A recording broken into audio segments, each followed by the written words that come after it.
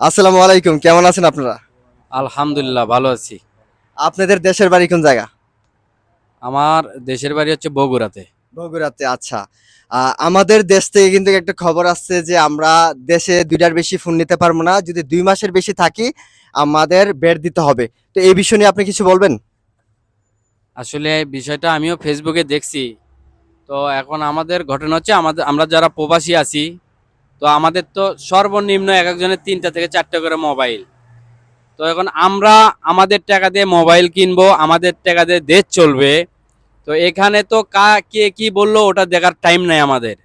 আমরা নিয়ে যাব, যদি ওনাদের সমস্যা হয়, আমাদের যে সমস্যা, কোনো রেজিস্ট্রেশন করতে পারবো না, দরকার হলে মোবাইলই ভেঙে ফেলে দেবো এয়ারপোর্টে। আপনারা কি বলেন? না, আমরা আর কি বলবো, ভাই তো বলছে। এখন সব প্রবাসী কিন্তু রেমিটেন্স বন্ধ করতে চাচ্ছে। রেমিটেন্স টোটালি পাঠানো যাবে না দেশে। তো আপনি কি রেমিটেন্স দিবেন এই মুহূর্তে? আমরা যদি দেখি যে এটা নিয়ে বেশি বাড়াবাড়ি করে আসিফ নজরুল, তাহলে আমরা রেমিটেন্স বন্ধ করে দেবো আর কি। আমরা দেশে টাকা পাঠাবো না। আপনি কি বলেন? আমি একমত। আমি রেমিটেন্স বন্ধ করবেন? বন্ধ করবেন, আমি এখন দিয়ে দেবো।